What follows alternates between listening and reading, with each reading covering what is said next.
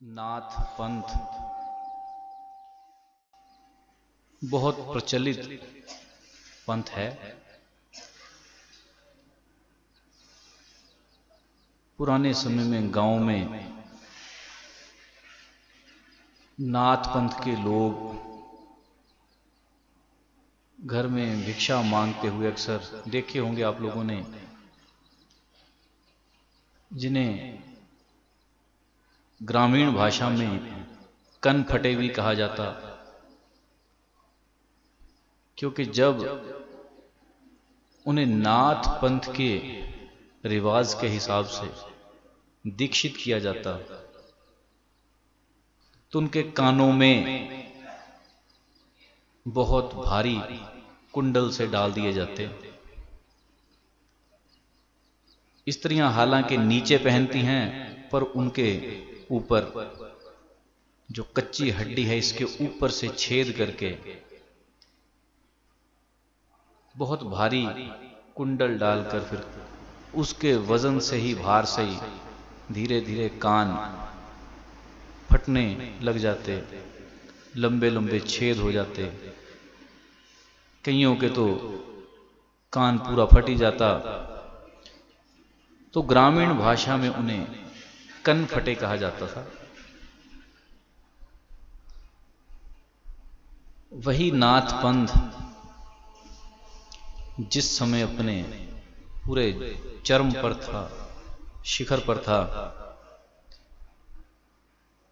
तो उस पंथ में ऐसे ऐसे सिद्ध जन, ऐसी ऐसी हस्तियां हुई जिनका जीवन या जिनका चरित्र यदि कभी थोड़ा सा पढ़ो, विचारो, तो एक चीज उसमें से समझ में आती है कि दुनिया में यदि कोई शांत करने वाली चीज है तो सिर्फ और सिर्फ परमात्मा का नाम।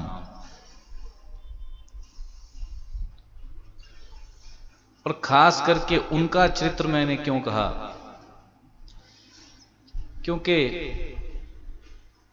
उससे पहले एक व्यक्ति हुए गौतम बुद्ध, राजा के पुत्र थे। भाव आया, चित्त में विचार आया या कहीं प्रश्न आया, पर उस प्रश्न को कोई हल नहीं कर सका।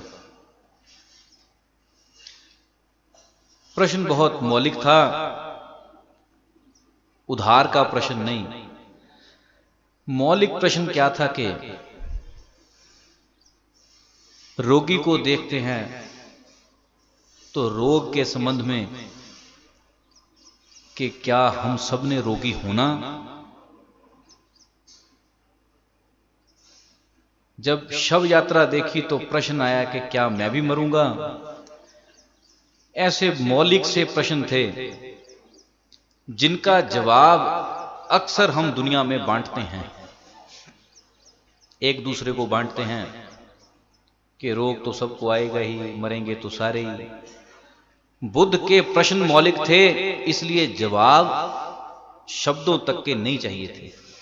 जिनका प्रश्न मौलिक ना हो उनको शब्दों की भाषा ही समझ में आती है।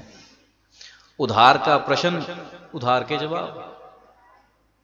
जिसका अपना प्रश्न हो उसको संतुष्ट करना पड़ता है, केवल शब्द काफी नहीं। बुद्ध के पास अपनी स्थिति का प्रश्न है, किसी का दिया हुआ, लादा हुआ ज्ञान नहीं। इसलिए जब बुद्ध जवाब चाहते हैं तो उस जवाब में शब्द नहीं, प्रत्यक्ष चाहते हैं। बुद्ध के बाद यदि वो चेतना उसी स्तर पर आई तो नाथ पंथ में वो चीज दिखाई पड़ती है। क्योंकि नाथों के जो आदि कहे जाते हैं वो भगवान शंकर, पर प्रथम नाथ मानव शरीर में जिसे कहा जाता वो है गुरु गोरखनाथ। तो उन्होंने जो आगे शिष्य तैयार किए, उनमें से एक थे गोपीचंद। राजा गोपीचंद राजा थे। राजा गोपीचंद के जो पिता थे वो तकरीबन कहें कि युवावस्था में ही 40-42 की आयु में ही चल बसे। उनकी मां थी मैनावती और मामा थे राजा भर्तृ। नाम था भृतहरि, लोक भाषा में कहा जाता राजा भर्तृ। तो जो राजा भर्तृ थे वो किसी और कारण से संन्यास्त हो गए। संन्यास्त क्या हुए कि जीवन में एक बहुत अच्छी घटना घटी। भर्तृ राजा थे, कैसा राजा जो सबसे नीचे के व्यक्ति से लेकर सबसे ऊपर के व्यक्ति तक का ध्यान रखे। भर्तृ ने अपने न्याय की व्यवस्था ऐसी बनाई हुई थी कि कुछ लोग जो सबसे नीचे के नगर के लोग थे उनको पूछें, कुछ लोग उनसे ऊपर वालों को पूछें, कुछ उनसे ऊपर वालों को, या यूं कहें कि एक बच्चे से लेकर एक बूढ़े तक को पूछने वाला राजा हुआ भर्तृ। और जिस नगर में सब खुश हैं वहां की प्रजा ये चाहती है कि हमारे राजा को कुछ हो नहीं, रोगी ना हो जाए, बूढ़ा ना हो जाए, मर ना जाए। और इसी इच्छा से किसी तपस्वी ने या किसी सिद्ध ने कोई तप किया और उस तप का जो पूरा प्रभाव वो समर्पण कर दिया एक फल को, और वो फल भेंट कर दिया भर्तृ को। अब भर्तृ जब उस फल को देखते हैं तो पूछते हैं कि महाराज ये क्या? कहता जी ये ऐसा फल है, इसको जो खाएगा वो कभी बूढ़ा नहीं होगा, कभी रोगी नहीं होगा। इसीलिए हम दूसरे अर्थों में ये कह सकते हैं कि मृत्यु इस माध्यम से उस तक नहीं पहुंचेगी। भर्तृ ने वो फल संभाल के रख लिया। जब संध्या का समय हुआ, अपने घर में कह लो या अपने महल में कह लो लौटे, वो फल जाकर दिया अपनी पत्नी को। कहते ये तपश्चर्या से प्रेरित फल है, जो खाएगा ना उसे बुढ़ापा तंग करेगा ना रोग। तो कहती जी मुझे क्यों? कहते मेरे से ज्यादा तुझे जरूरत है, क्योंकि मेरा सारा मोह तुझ में है। तो पत्नी पूछती है कि क्या जो आप कहते हैं वो ऐसा है इसमें? कहते बिल्कुल। पत्नी ने संभाल कर रख लिया, क्योंकि पत्नी के आगे संबंध थे। जो कोई घुड़साल का कोचवान हो, रथ हाँकने वाला, उसके साथ राजा अपनी सभा में आ जाए, पत्नी उधर को हो ले, और राजा उस पर पूरा विश्वस्त होकर बैठा। पत्नी ने फल उसे दे दिया। कहती मेरे जीवन का सुख तेरे से है, तू रोगी ना हो जाए, तू बूढ़ा ना हो जाए, तू खा। अब जो राजा का रथ हाँकने वाला हो, उसको अक्सर लोग या नगर जानता है, थोड़ी उसकी चलती भी है। तो उस नगर की जो प्रमुख वैश्या थी पिंगला, कोचवान का संबंध उससे। वो फल पहुंच गया पिंगला के पास। पिंगला कहती ये क्या? कहता मैंने थक हार कर तेरे पास ही आना, तुझे बुढ़ापा ना आ जाए, तू रख। और पिंगला ने ये सोचा, कहती मेरा तो धंधा ही नीच, और नीच धंधा भी तब चलता है जो राजा सबको पूछता है, बस राजा बूढ़ा ना हो जाए। पिंगला सुबह लेकर पहुंच गई राजा के पास।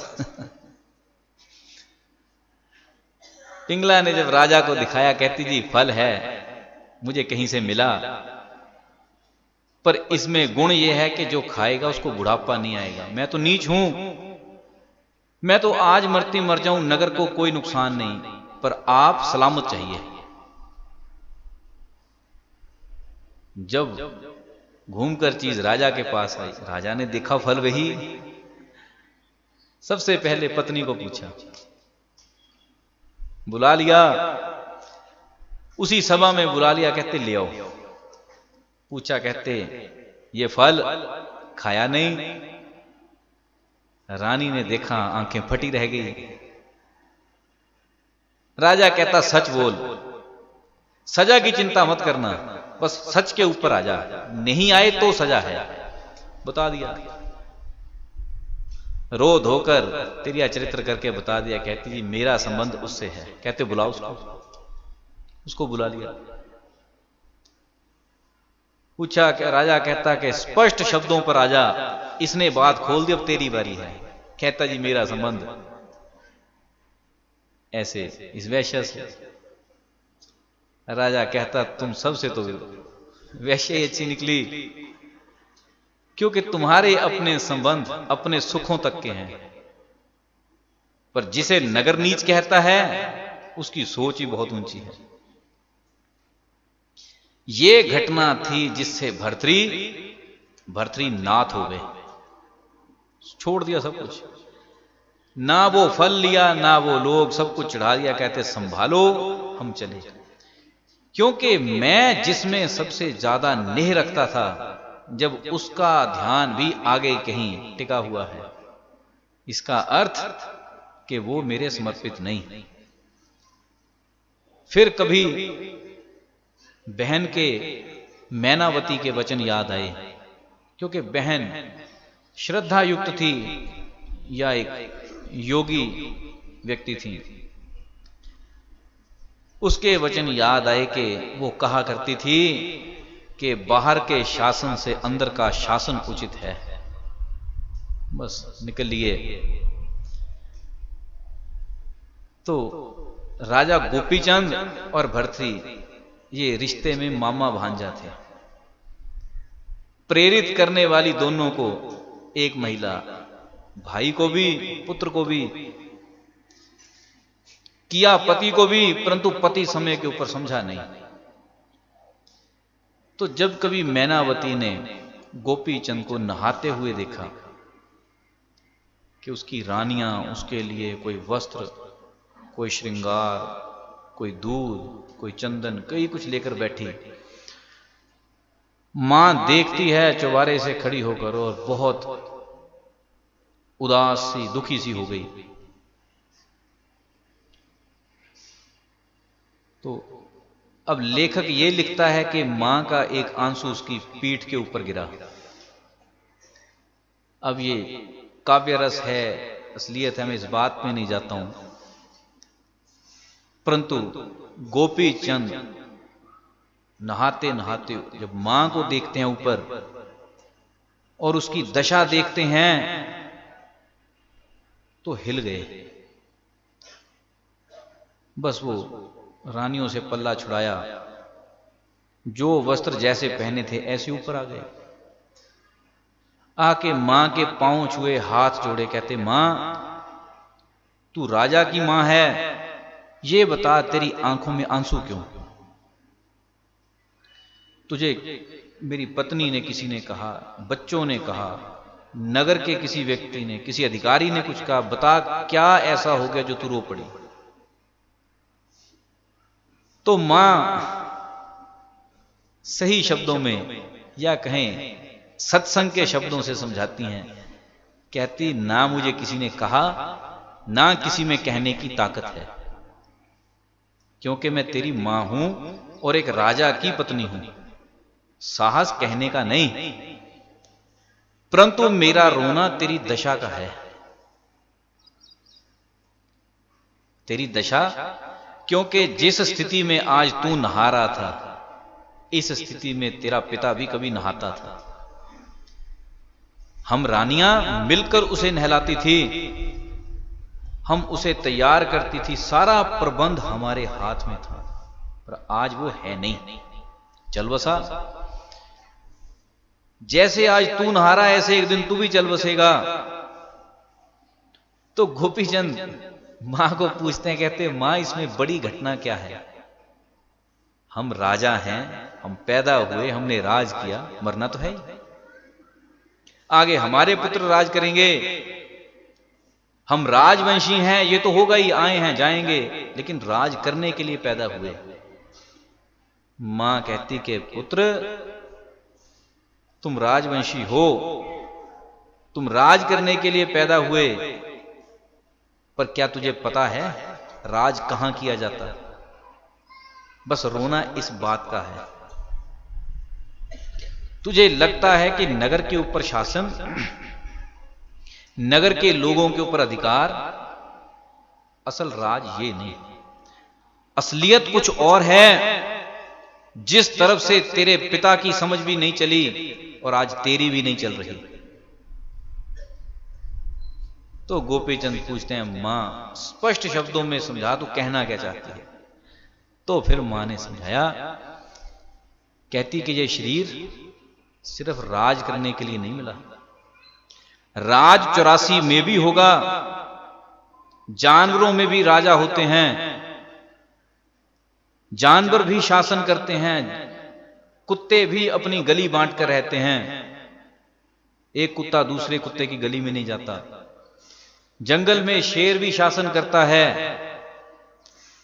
प्रधान तो बंदरों में भी होते हैं। तो शासन कर लेना कौन सी बड़ी बात है? शासन से जो वासना तू पूरी करना चाहता वो 84 में हो जाएगी।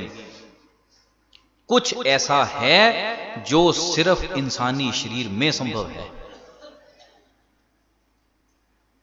अब हे प्रेमी, एक बात अक्सर देखी जाती है कि जो अपने जीवन में किसी उच्च स्थान पर है वो किसी अपनी सोच के कारण है, क्योंकि राजा हो जाना सबके बस की तो बात नहीं। जो जन्मजात राजा है किसी गुण से है। इसीलिए मां एक बार समझाती है, गोपीचंद के बात खाने में टिक गई। कहते मां फिर करूं क्या? कहती परमात्मा का भजन कर, उधर को निकल ले। तेरा पिता नहीं समझ पाया, ये उसकी बदकिस्मती, तू तो समझ। अब गोपीचंद राजा थे, कोई कोई लिखते हैं कि 4-5 रानियां थी, कोई 7 कहते हैं। ऐसे ही 10 से 14 पुत्रियों का वृतांत आता, पुत्रों का आता। तो गोपीचंद जो भी परिवार रहा होगा उसका हवाला देकर कहते हैं कि मां इतना बड़ा परिवार, पुत्रियां ब्याहने के लिए उस उम्र में हैं, पत्नियां मेरी इतनी हैं, इन सबको किसके भरोसे पर छोड़ूं?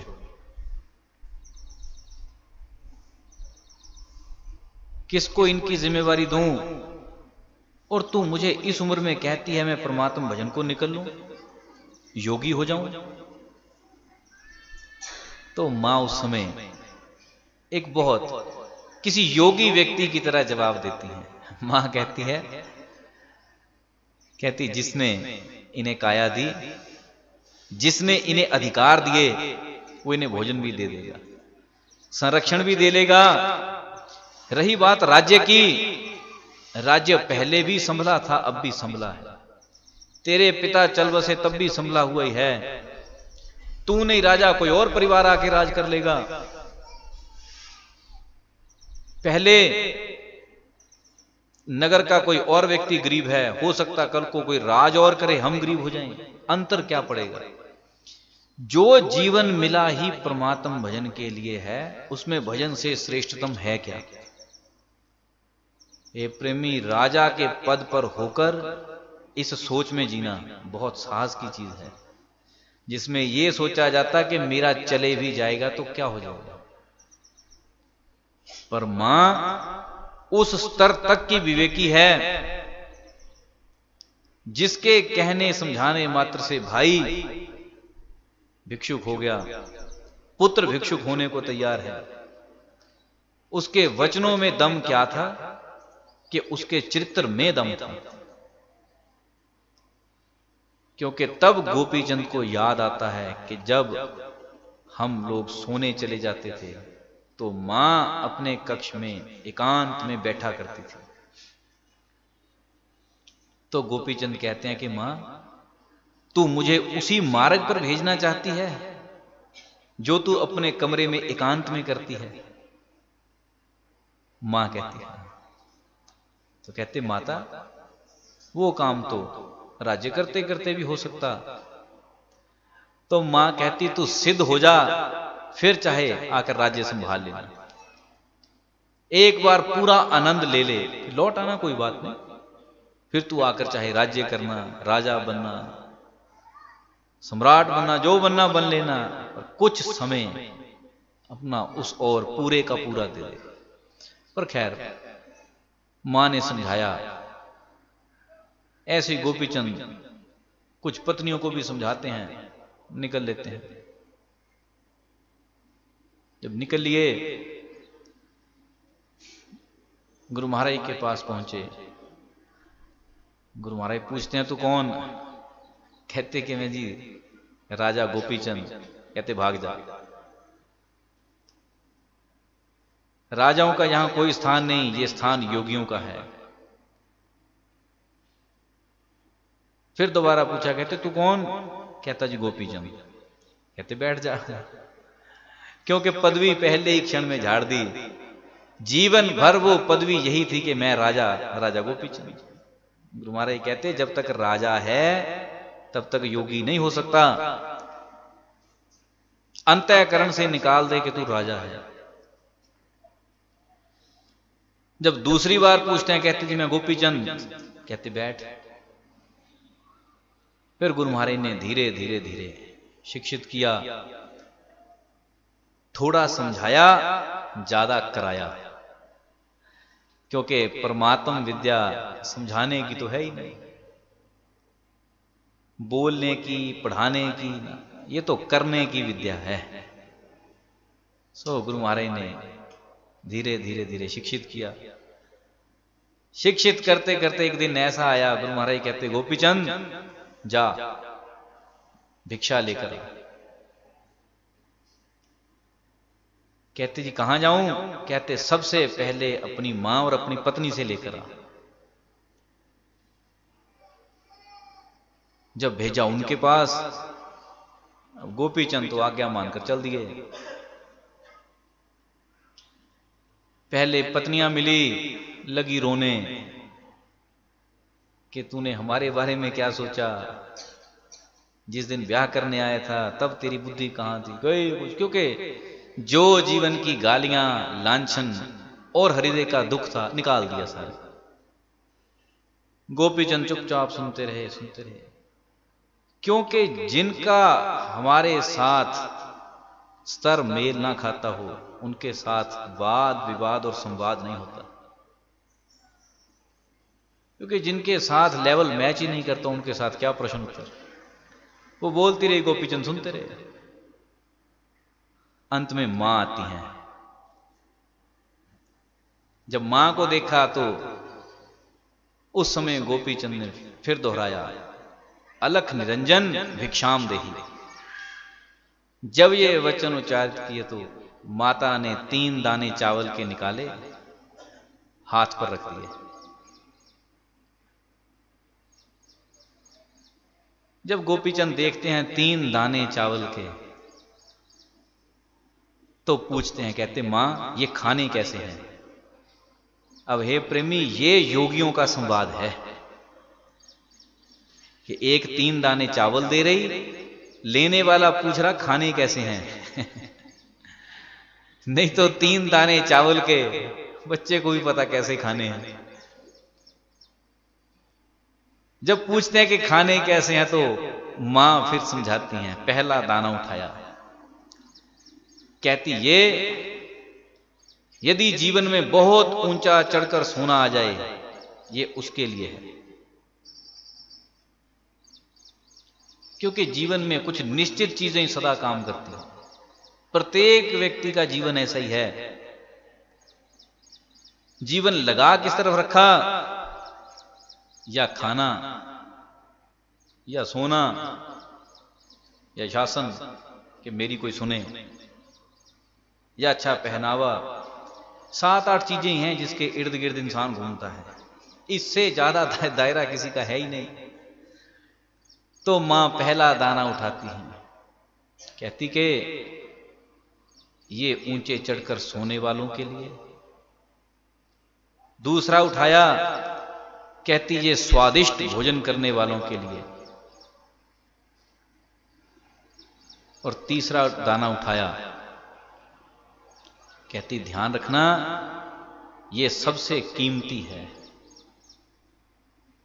तीसरा दाना अमोलक है। यदि तुझे 2 की समझ आ गई तो तीसरा होने में सहज हो जाएगा। तो गोपीचंद पूछते हैं, कहते मां जंगलों में रहना, भिक्षा मांगनी, खाने को मिले ना मिले, कभी कभार किसी महल से मांग ले तो शायद कोई निमंत्रण मिल भी जाए भोज का, नहीं तो भिखमंगों का जीवन। और उसमें अब तू कहे स्वादिष्ट भोजन करने, कौन देने चला स्वादिष्ट? कोई नहीं लेकर बैठा देसी घी, क्या स्वादिष्ट हैं? तो मां ने समझाया। कहते गुरु महाराज ने शिक्षित करते समय ये समझाया था अमृत क्या है? कहते हां। कहते बस वही स्वादिष्ट भोजन है, ये चावल उसके नाम का है। फिर कहते मां ऊंचे चढ़कर सोना, कहां चढ़ना, कौन सा महल? तो मां समझाती है, कहती श्वास का किला यदि चढ़ना आ जाए तो हर क्षण सुरती उसी पर टिकी रहे। काया चले, पैरों से यात्रा हो, हाथ से कर्म चले, पर तू श्वास की ऊंचाई पर रहे। तेरी रहनी बहुत ऊंची हो जाए, तू हर क्षण बोध में रहे। क्योंकि जंगल में किसी पेड़ पर चढ़कर सोने का अर्थ ऊंचे चढ़कर सोना नहीं। जंगल में 36 व्यंजन भोग लेकर कोई नहीं बैठा तेरे लिए। स्वादिष्ट का अर्थ कि तू जो भी खाए वो भोजन इतनी श्रद्धा से तेरे हाथों के द्वारा ग्रहण किया जाए कि हे प्रभु ये तेरा भोग है, और अंदर एक भी क्षण तेरा अमृत तुझसे छूटे नहीं। गुरवाणीकार कहते हैं पी अमृत घान्या, कि पी। अब पिएगा वो जिसको कभी किसी ने पिलाया हो, जिसको पता हो कि अमृत है क्या। सारा जीवन केले पताशे घोलकर पी लेना अमृत नहीं। गुरवाणीकार किसी खास अमृत की बात करते हैं, उसी अमृत की बात मैनावती करती है, जिसे गुरवाणीकार उच्च दर्जे के शब्दों में कह गए, सुर नर मुनिजन अमृत खोज दे। ये प्रेमी सुर अर्थात देवता, वो भी खोजने लगे अमृत। किस अमृत को देवता खोजते हैं, उसकी बात मैनावती करती है। क्योंकि गुरु की भक्त हैं, जानती हैं, तत्व की बात कहती हैं। इसलिए कहती हैं कि कुछ भी खाए वो अमृत स्वरूप हो और अमृत से तू छूटे नहीं। स्वादिष्ट भोजन करना जब भी करना, जब रहना ऊंचे चढ़कर अटारी के ऊपर रहना, नीचे मत घूमना। नीचे घूमने का अर्थ के संसार में विचरना मत। संसार में तू हरकत कर, मन संसार में विचरण ना करे। मन चढ़ा रहे, मन अपनी लय में रहे। जिस दिन ये दो चीजें पूरी हो गई तो कहते तेरा तीसरा दाना पूरा होगा। तीसरा दाना किस चीज का? हे प्रेमी, जीवन में व्यक्ति ज्यादा से ज्यादा क्या करेगा? या तो ध्यान खाने पर, या अच्छा जीवन, अच्छी निद्रा में। नींद का विषय ऐसा है जिसको मां समझाती थी कि जब सोना तो स्वर्णिम शाही बिस्तर पर सोना, ऐसे कहीं इधर उधर मत लेट जाना। तो गोपीचंद कहते हैं मां वहां कौन लेकर बैठा स्वर्णिम बिस्तर, कौन गद्दे बिछाकर बैठा? तो मां जिस दृष्टि से समझाती हैं, कबीर उसे यूं कहते हैं, कबीर सोया क्या करे, उठन की कर चौंप, ये दम हीरा लाल है, गिन गिन हरि को सौंप। ये संतों की भाषा, योगियों के वचन हैं ये। सोने के संबंध में एक कबीर बहुत प्यारी बात कहते हैं, बहुत मजेदार चीज। जहां बाकी संत जन कहते हैं जागो, कबीर कहते सो जाओ। कि जागन से सोना भला, जो कोई जाने सोए। कहते सोना ज्यादा ठीक है यदि सोना आता हो। मैनावती कहती तू भी सो जाना। कहती स्वादिष्ट भोजन करना, अटारी पर चढ़ना और सो जाना, यही योग है, यही 3 दाने का योग है। कहती ये घटित हो जाए तो योगी हो गया। कबीर कहते कि यदि किसी को सोना आता हो तो जागने से ज्यादा कीमती है। अब हे प्रेमी, इसका विज्ञान यह है, कबीर जिन अर्थों में कहते हैं अंतर लो लागी रहे, कि यदि सोना आता हो तो क्या होगा? अंतर लो लागी रहे, अंदर से लय जुड़ जाएगी, रिदम परफेक्ट हो जाएगी। जब अंदर लो लग गई तो घटित क्या होगा? सहजे सुमिरन होए। क्योंकि नींद की एक विशेषता है, अभ्यास का भाग है। कुछ लोग इस चीज को उपचार के तौर पर भी प्रयोग में लेते हैं। नींद की काबिलियत, नींद की खासियत यह है कि बिल्कुल अंतिम श्वास जब हम सोने के लिए जाते हैं, उस समय जो अंतिम चेतना का श्वास हो, जिसमें हमारी जाग खुली हुई हो, उस श्वास में जिस विचार में हम नींद में प्रवेश करें, लगभग नींद उसी विचार से प्रेरित होती है। 5, 6, 7 घंटे जितनी भी नींद हो, जो गहन निद्रा हो, वो उसी विचार के साथ चलती है। ये नींद की एक विशेषता है। जागृत व्यक्ति का मन कभी दाएं, कभी बाएं, कभी आगे, कभी पीछे, पता नहीं कितना घूमता है, लेकिन नींद में मन की सीमा सिमट जाती है। क्योंकि नींद में जैसे ही काया सिमटी, मन इकट्ठा होना शुरू हो जाता।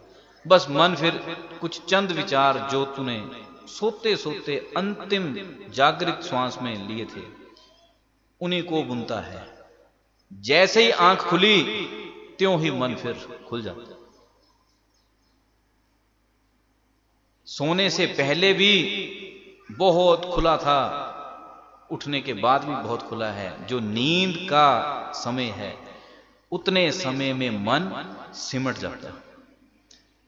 इसीलिए महापुरुष रिसर्च की बात करते हैं, अनुभव की बात, खोजे हुए की। ये नहीं कि किसी का उठाकर जोड़ दिया और भगा दिया ना।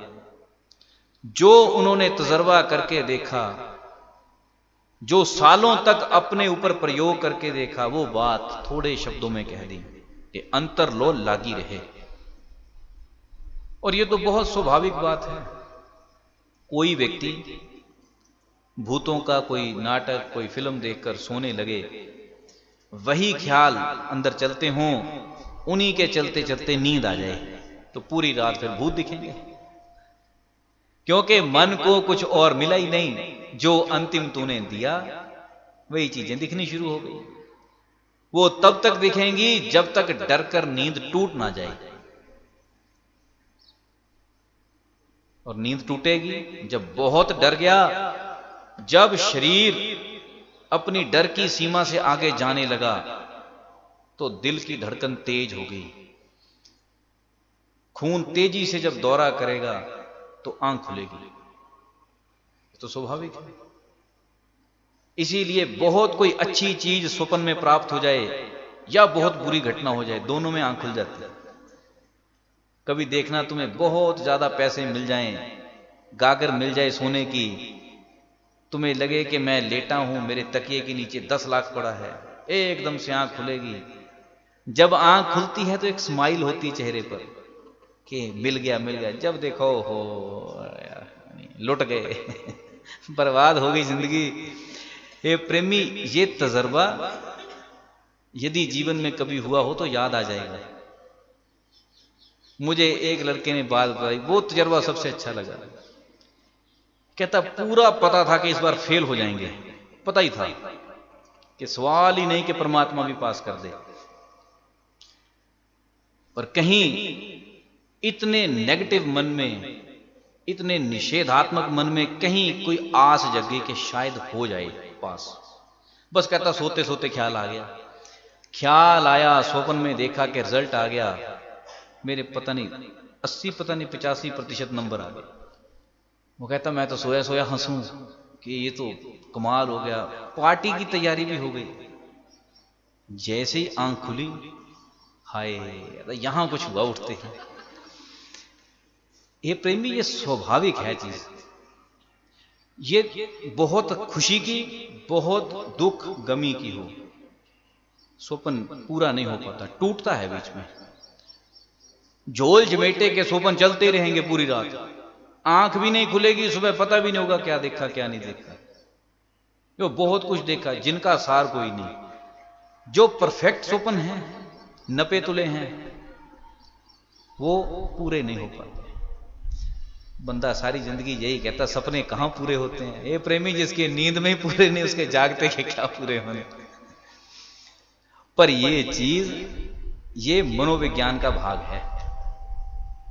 इसीलिए महापुरुष इस तजर्बे को ज्यादा करके देखते हैं कि यदि नींद में मन सिकुड़ता है, सारा जीवन हम यही कहते हैं मन टिकता नहीं टिकता नहीं टिकता नहीं, रोज रात को टिकता तो है।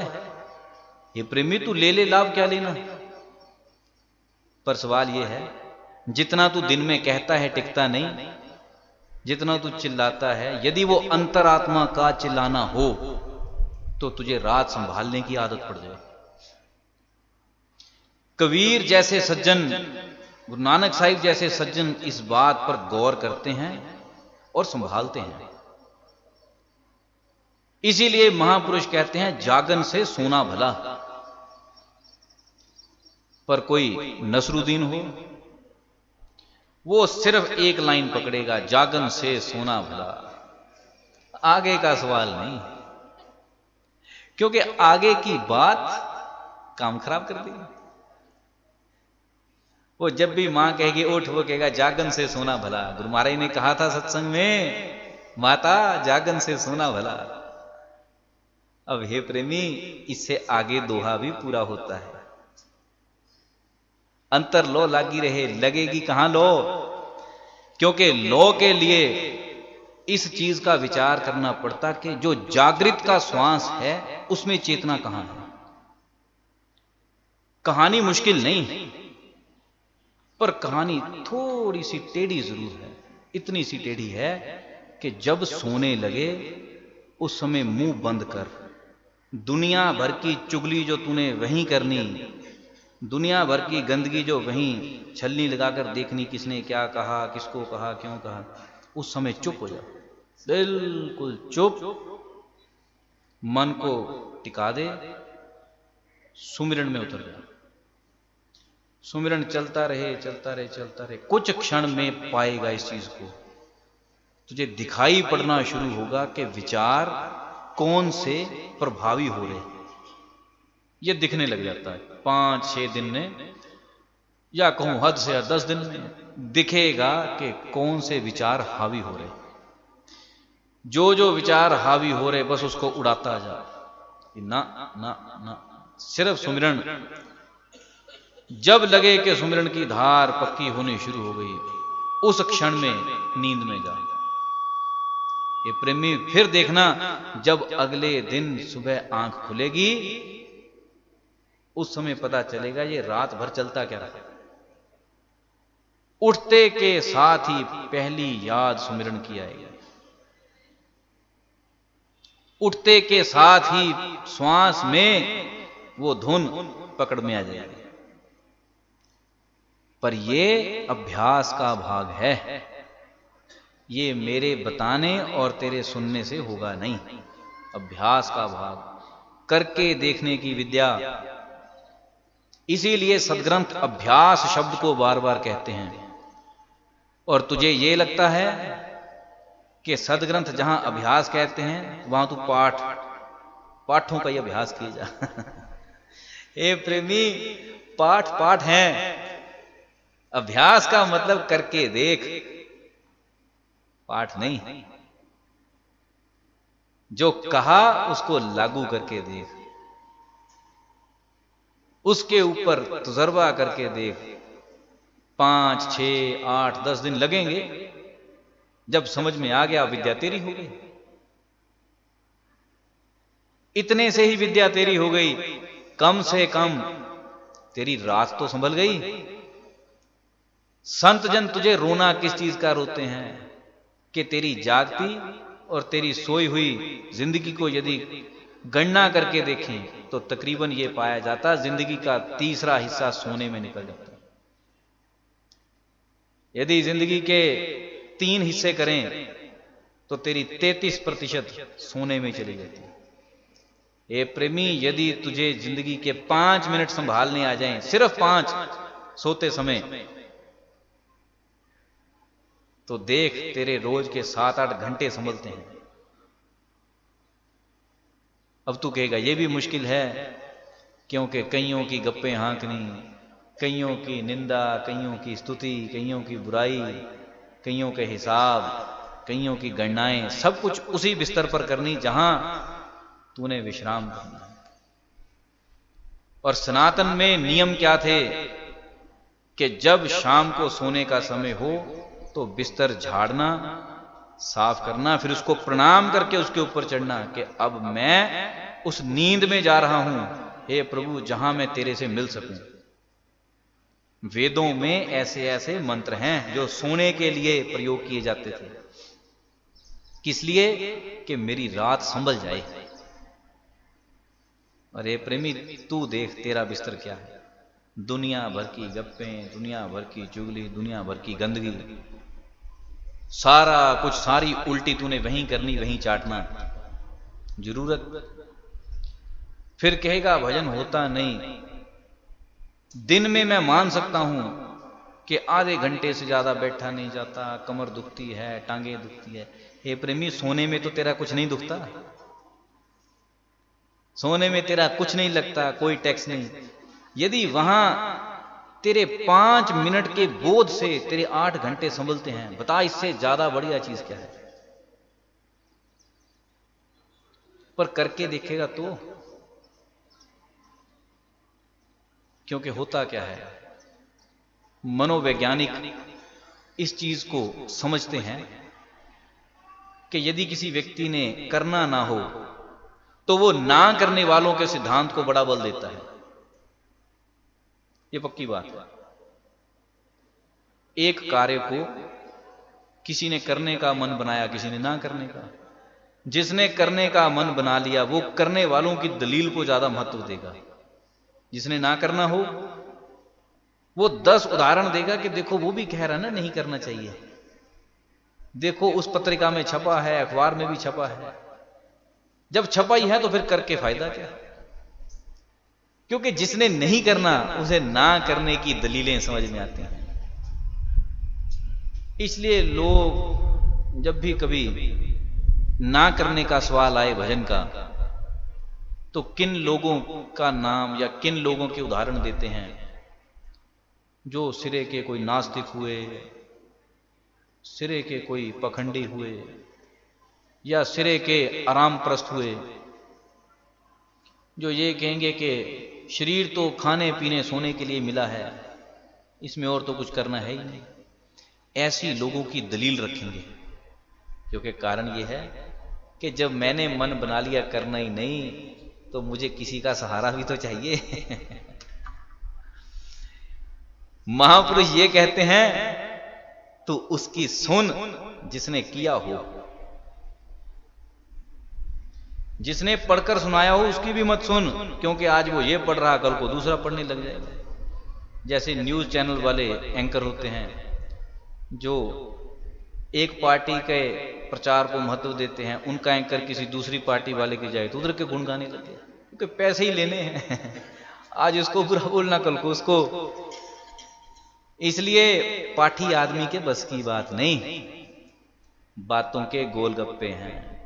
इधर कहेगा इधर बांट देंगे, उधर कहेगा उधर बांट देंगे। महापुरुष कहते तो उसकी सुन जिसने करके देखा हो, क्योंकि उसकी बात में, उसके अनुभव में वजन है। फिर उसके पास तू किसी समस्या के साथ जा, वो तुझे अनुभव की बात कहेगा कि ये कर। किसी सज्जन ने गुरु महाराज को पूछा था कि जी हम कोई भी समस्या रखें, आप एक ही बात कहते हो, भजन कर। ऐसा क्यों? गुरु महाराज कहते मैंने भजन से इलावा करके देखा ही कुछ नहीं। मैं तुझे कौन सी राय दे दूं, क्योंकि कुछ करके देखा हो तो कहूं। मैंने कहते भजन से ज्यादा करके ही कुछ नहीं देखा, क्योंकि भजन से ज्यादा आनंद किसी चीज में नहीं, भजन से ज्यादा अनुभूति किसी चीज में नहीं। बाकी जो कुछ भी कहूंगा वो किसी और का लदा हुआ हो सकता है, वो मेरा नहीं। किसी सज्जन ने गुरु महाराज को दुर्गा सप्तशती लाकर पढ़कर दी, सुनाई और पूछा दुर्गा मां के बारे में, व्रतों के बारे में। गुरु महाराज कहते मैं समझा सकता हूं जो संस्कृत लिखी है, पर मैं निर्णय नहीं दे सकता। कहते जी क्यों? गुरु महाराज कहते ये मेरा जीवन नहीं, ये मेरा अनुभव नहीं, इसलिए मैं निर्णय नहीं दे सकता। निर्णय मैं दे सकता हूं परमात्मा भजन का, इसके बारे में संस्कृत की हिंदी तू समझना चाहे वो समझा सकता हूं। बहुत प्रभावित हुआ व्यक्ति, क्योंकि बहुत उच्च स्तरीय व्यक्ति था। हे प्रेमी, महापुरुषों का जीवन ऐसा है, बहुत प्रैक्टिकल, बहुत प्रत्यक्ष है, क्योंकि जिधर गए नहीं उधर का निर्णय नहीं। और जीवन में पढ़ने वाला व्यक्ति कैसा होता है? जिसे पता कुछ नहीं और उसकी दशा ऐसी होती है कि वो बैठकर परमात्मा का मोल लगाता है, पता कुछ नहीं। महापुरुष कहते तो उसकी सुन जिसने करके देखा है, लगाकर देखा है, तो पता चलेगा। ये प्रेमी, ये जो 5 मिनट से आधे घंटे की, 8 घंटे की बात कह रहा हूं, ये करके देखी हुई बात है, क्योंकि होती है। और ऐसा ही नहीं कि मेरे साथ तू करे तेरे साथ भी हो जाएगी। बस कुर्बानी बड़ी छोटी सी है कि चाहे साथ पत्नी हो, पति हो, बच्चे हो, माता पिता हो, जब भी वो कुछ बोले उनको बोलो चुप। वे नम्रता पूर्वक विनती कर दे कि चुप हो जाओ, अब सोने का समय है, सो जाओ। ये कष्ट करना पड़ेगा, क्योंकि यदि तुझे कानों का रस होगा तो वो एक सुनाएंगी तो 10 पूछेगा कि अच्छा और, अच्छा फिर क्या हुआ, फिर उसने क्या कहा, इसने क्या कहा। क्योंकि इंसान अपने रसों से मरता है। 5 विषय हैं, 5 से मरता है। किसी को सुनने का चस्का, किसी को देखने का चस्का। क्यों नहीं संभलते सोने के 5 मिनट? क्योंकि मोबाइल का चस्का है, कुछ ना कुछ देखे जा रहा, देखे जा रहा। है उसमें दुनिया ही, पर देख रहा है। फिर उठकर सुबह कहेगा अच्छा भजन नहीं बनता। यदि कोई पूछ ले गुरु महाराज की कृपा कहां, ये प्रेमी कृपा का अर्थ ये है कि तू अपनी मर्जी से चलाए, तू परमात्मा को भी मर्जी से मोड़े। समर्पण की चीज है, समर्पण की चीज है ईश्वर। तू जितना समर्पित उतना ही उसका प्रकाश। परमात्मा कोई खिलौना नहीं कि तेरे हिसाब से चले, चलता है तेरे हिसाब से, जिस दिन तू उसके हिसाब से हो जाए, बस इतनी कहानी है। दोनों की ताल मिल गई, दोनों एक दूसरे के हो गए। यदि आम जीवन की बात करें, किसका गृहस्थ सुखी है? जहां दोनों पति पत्नी की ताल मिलती है, एक उधर एक उधर, झगड़ा है। जहां दोनों के सुर मिल गए, मस्त है। सुख वहां पैदा होता जहां ताल मिलती है।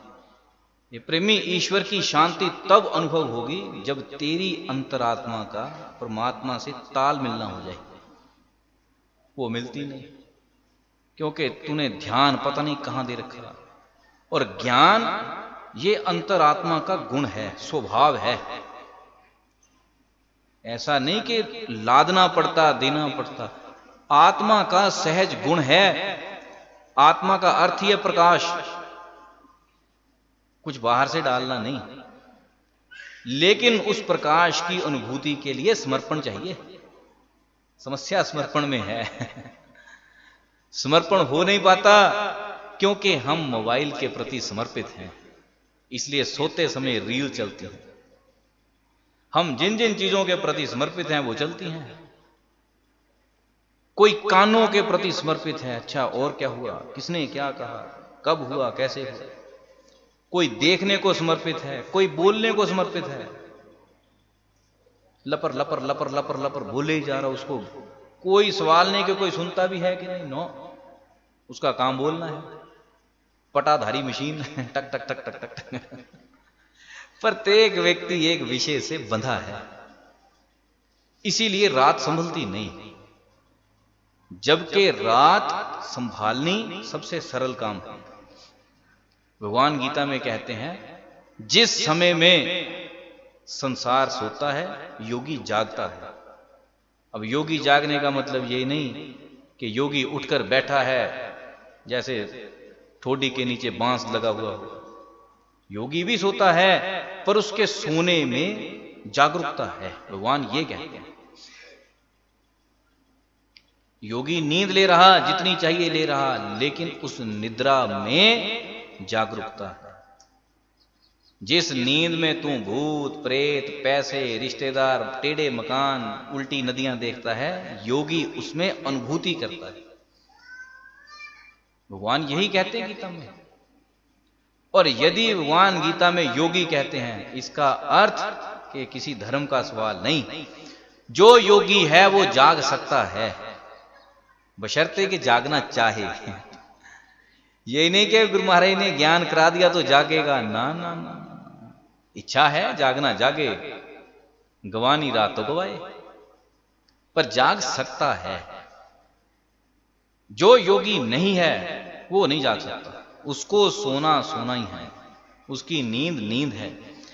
पर जो योगी है उसके पास दोनों रास्ते हैं, या तो रात संभाले या रात गवाए। अब संभाले के लिए चाहिए अभ्यास।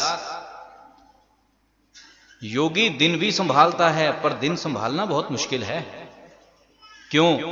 क्योंकि दिन में आंखें खुली, कान खुले, मुंह खुला, हाथ खुला, लोक समाज खुला, जिम्मेवारियां कई तरफ मन बिखरता। ये प्रेमी, रात में ऐसा कोई घमासान है ही नहीं। तू पहले ये देख के रात कितनी सरल है, कोई समस्या नहीं। बिस्तर पर पड़ा है, मुर्दा है। इसीलिए योगियों ने एक आसन पैदा किया था, शवासन। शवासन का अर्थ ही यही है कि तू मुर्दे की तरह हो जा, और पूरी रात होता तो मुर्दा ही है, होता पूरी रात मुर्दा ही है, सिर्फ सांस चलती है। और बाकी सब मुर्दा है, ना खा रहा, ना बोल रहा, ना कोई हाथ चल रहे, ना पैर चल रहे। उस स्थिति में यदि दूसरी तरफ से देखूं, एक समाधिस्थ में और एक सोए हुए में कोई ज्यादा फर्क नहीं है। यदि देखा जाए सिर्फ चेतना का ही फर्क है, तो अपनी चेतना को थोड़ा ट्रेंड कर ले, 10, 12, 20 दिन लगे, ज्यादा लग जाए, ज्यादा लगे, कोई बात नहीं, ट्रेंड कर ले कि चेतना अपने द्वार से सही जगह प्रवेश कर जाए। ये प्रेमी, उस नींद में एक आनंद है।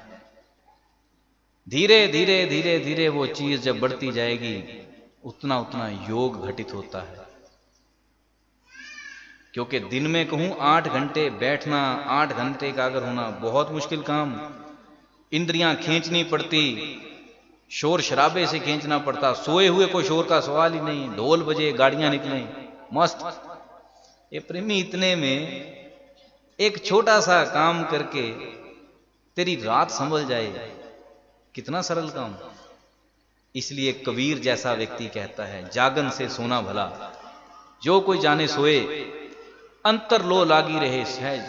क्योंकि अंतर लो लगती है और नींद में संभावना ज्यादा है। किस लिए संभावना ज्यादा? क्योंकि इंद्रियों का संघर्ष नींद में नहीं करना पड़ता। जागृत व्यक्ति को कानों से बचना पड़ता कि कुछ सुनाई ना दे जाए, शोर ना हो, लोगों को कहना पड़ता, दरवाजे बंद करने पड़ते। सोए हुए कभी नहीं कहना पड़ता, क्योंकि सोए को क्या पता क्या चल रहा, थोड़ा बहुत शोर तो पास से वैसे हो जाए, कोई फर्क ही नहीं पड़ता। बहुत कुछ घटना घटे तो चलकर कहीं नींद टूटती है। उसी नींद में परमात्मा के प्रति तेरी क्या क्या संभावनाएं रोज गुजरती हैं, महापुरुष उसकी बात करते हैं। अंतर लो लागी रहे सहजे सुमिरन होए, सिर्फ लो टिकाने का सवाल। जब तेरा जागते हुए का अंतिम श्वास नींद में प्रवेश करे, बस उस समय एकाग्रता बनी, नींद सार्थक हो। और इस 5 मिनट की घटना से ज्यादा नहीं तो 4 घंटे तो सुधर ही जाएंगे, क्योंकि लगभग 4 घंटे तक तो होश आती नहीं नींद में से कम 4 घंटे, और 4 घंटे का योग घटित हो जाए, ये प्रेमी बहुत सस्ती चीज। ऐसे करके सोचना कि हे गुरु महाराज, यदि कम से कम 4 घंटे का योग घटित हो सकता मेरे 5-10 मिनट की कुर्बानी से, तो मैं कुर्बान कर देता। आज से सारी निंदा, सारी चुगली सोते समय मैं कुर्बान कर देता हूं 4 घंटों के लिए। हे प्रेमी, माथा पटकते हो, कोई केले लेकर चला, कोई आम लेकर चला, बनेगा क्या? तुझे लगता तू फल फूल ले आया, पैसे चढ़ा दिए, बस महीने के लिए हम तो फ्री मुक्त। ना तो तेरे पैसे, ना फल, ना फूल किसी काम के नहीं, जब तक तू इंसान ना बने, जब तक तू अपने 4 घंटे ना सुधार ले, कुछ खास घटित नहीं होगा। क्योंकि रोज सुबह उठते हैं, गुरु महाराज का स्वरूप देखते हैं, नाक रगड़ते हैं, किस लिए? सिर्फ इसलिए लोगों ने क्रम बना रखा कि हमने रोज 1 मुट्ठी आटा निकालना है। कोई कहता मैंने चावल निकालने, मैंने चाय पत्ती निकालनी। किस लिए? ये प्रेमी, तेरी चाय पत्ती से तेरा कल्याण। इन्हीं क्रमों के कारण तुझे भ्रम हो जाता, मैंने अपना काम तो कर लिया। सोते समय दुनिया भर की हाँकता है, इधर की उधर की, दाएं बाएं। वो समय संभल जाए, फिर तेरे किए हुए सारे समर्पण कारगर हैं। मुझे याद है एक बहुत पुराने समय की बात। गुरु महाराज उन दिनों में बहुत शांत रहा करते थे। यहां से महिला माहिलपुर से थी, बहुत बुजुर्ग थी। गरीबी इतनी थी कि चढ़ाने को शायद 2 पैसे या 3 पैसे भी नहीं हुआ करते थे। वो घास लेकर आई थी। लो एकाग्र थी, सहजे सुमिरन की स्थिति थी। जैसे ही वो रखा, गुरु महाराज ने उठाकर संभाल लिया। ये प्रेमी, पैसा तो बहुत बाद की चीज, घास भी संभलता है, उनकी धूल भी संभलती है जिनके चरित्र में दम हो, चरित्र में दम हो। क्योंकि ये वो लोग थे, पल्ले धन था नहीं, खाने को पूरा नहीं, एक समय खा लिया, बाकी परमात्मा का ही शुक्र है, चर्चा कोई किसी की है नहीं। तेरे पास भर पेट खाने को है, इसलिए फिर तुझे पचता नहीं, तुझे पूरे दिन का हाल पता होना चाहिए। क्योंकि जो खाया है भोजन, वो बातों से बचता है, किसने क्या कहा, किधर क्या हुआ। इधर के नाना से लेकर उधर के नाना तक जब तक ना जाए तब तक रात आसान नहीं। फिर तुझे ये लगता कि धन, प्रसाद, इन चीजों से कल्याण होता है। ये चीजें तभी कल्याण करेंगी यदि तेरा चरित्र कल्याण करवाने में सहायक हो। पदार्थ नहीं कल्याण करते। ये प्रेमी, पदार्थ की प्रेरणा गुरु महाराज ने किस लिए दी? कि तुझे जीवन में कुछ निकालने की अकल है, तुझे कुछ हाथों से करने की आदत पड़े, उसी कंजूसी में ना मर जाए कि जो है ठीक है। पर जब कंजूसी हटी तो भजन की कंजूसी शुरू हो गई। ये गुरु महाराज, धन तो चलेगा, भजन करने के लिए मत कहो। रात को मत कहना कि भजन करें, क्योंकि तुझे रात चाहिए इधर उधर के लिए। योगी व्यक्ति अपने श्वास को समझता है, योगी व्यक्ति देखता है कि मैं सोने चला हूं, इसके सुर क्या है, किधर को चल रहा है। योगी व्यक्ति अपने भोजन पर निगाह रखता है, कहीं इतना ना खा लूं कि ये खुलकर आए नहीं। क्योंकि तेरा तो ये हिसाब है, जैसे एक कोई जाट था, भोजन करा तो करता ही रह गया। अब समझाने वाले ने कभी समझाया भी था कि भूख के 4 हिस्से करो, उसमें से 2 हिस्से भोजन, 1 हिस्सा पानी, 1 हिस्सा हवा का। तो वो खाता रहा। जो उसको कहा कि भाई हिसाब ये होता है कि 2 हिस्से भोजन, 1 हिस्सा पानी, 1 हिस्सा हवा। तो उसने पहले खाता रहा, जब ये बात सुनी तो पीने लग पड़ा, 2-3 गिलास पानी पिए। फिर डकार मारना चाहा, पर डकार आए नहीं, वो आए कहां से? तो जो साथ में समझा रहा था कहता सीधा हिसाब, 4 के 4 हिस्से रोटी, दरारों में पानी, बची हवा, सांस आए कि ना आए। हे प्रेमी, जिसने इस तैयारी से भोजन करना, अब उससे ढूंढो इसका श्वास सिद्ध हो जाए, इसका प्राण सिद्ध हो जाए। हो कैसे वहां से? क्योंकि सब कुछ पशु की तरह भरा पड़ा है। पशु के जीवन में सर्वोत्तम चेष्टा ये होती है, खा खा खा खा खा। कहीं भैंस गाय खुली छोड़ दो खेत में, इतना खाएगी इतना खाएगी कि शायद बाद में उसको गैस की दवाई देनी पड़े, गोबर बंद हो जाए, पेशाब बंद हो जाए। क्योंकि उसको ये लगता कि मैं जीवन में जिस काम के लिए पैदा हुई हूं वो काम यही है, डट के करो। और इंसान को कभी ये पता ही नहीं चलता मैं पैदा किस लिए हूं। वो पशुओं को देखता है कि खा रहे हैं, चलो कहता हम भी खाने के लिए पैदा होना चाहते। ये प्रेमी, कोई महानता नहीं, बहुत डटकर भोजन कर लिया, कोई महानता वाली बात नहीं। रहेगा वही, सींग हो कि ना हो। इसलिए भगवान कहते योगी हो। दिन में तुझे कहूं 4 घंटे बैठ, 4 घंटे लगातार दे, मुश्किल है।